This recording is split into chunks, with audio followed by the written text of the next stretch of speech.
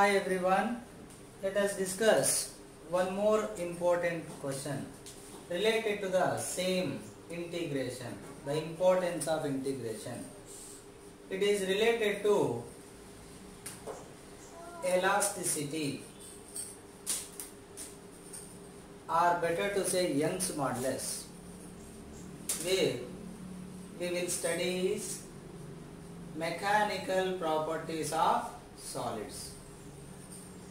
A rod of uniform cross-sectional area and length L has a weight W. So what is the weight of the rod? W.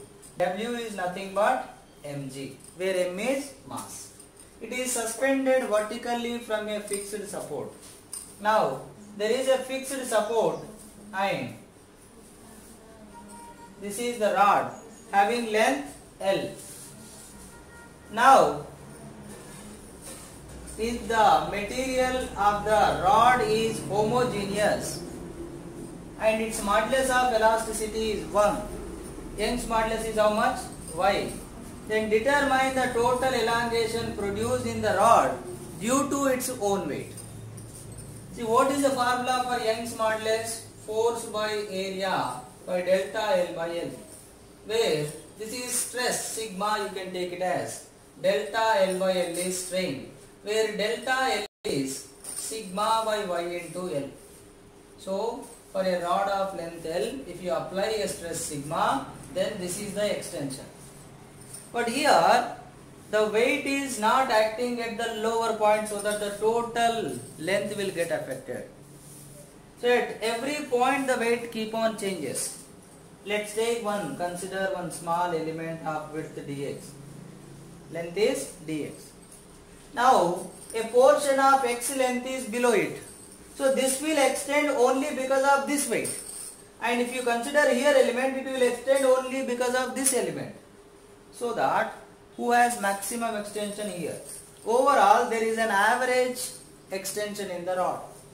Let us consider the extension in this small portion due to this weight, then you can go for integration. So what is the small extension according to this formula? First you need to find sigma. What is sigma? Force by area. What is the force acting on this? The total weight of this portion. W is the weight of total length, and this portion weight you consider W dash.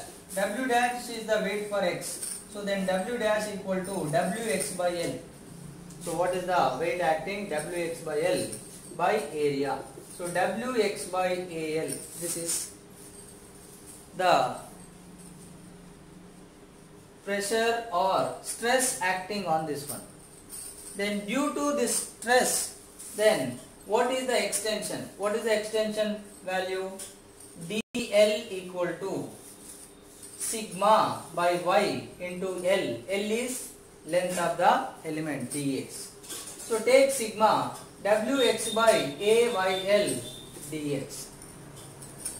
This is the small extension for this small one, but we want total extension. Then what you will do? You will go for integration. From where to where? 0 to L. Then the total extension, let's take delta L, is integration Wx by A by L dx from 0 to L. This is the total extension. Here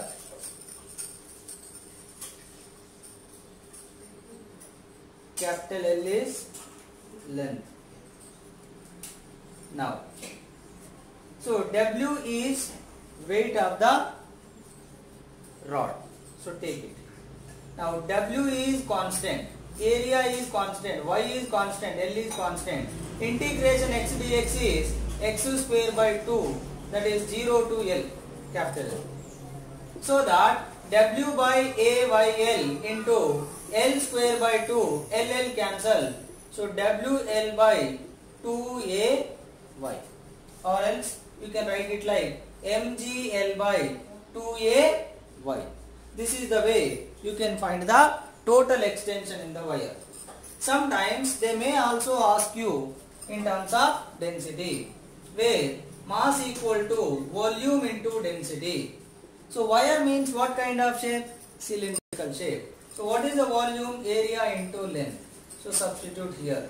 Then delta L may become M is AL rho into GL by 2AY. AA get cancelled.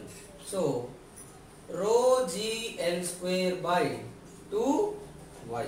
So this is the formula in terms of density. This is the formula in terms of mass.